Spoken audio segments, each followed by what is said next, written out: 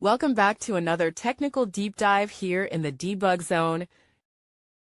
Today we're tackling a big question and breaking it down with insights from other users. Hopefully this clears up some misconceptions and helps you get the answer you need. So buckle up, stay a little curious, and let's jump right in.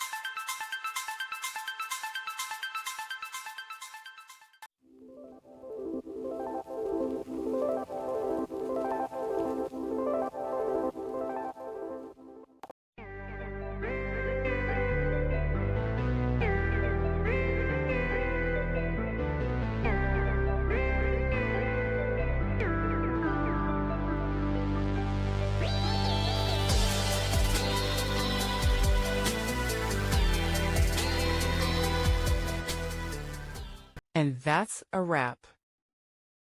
I hope you found the answer you were looking for. If you did, take a second to hit that subscribe button. It really helps out. And let me know in the comments which solution worked best for you. See you next time in the debug zone.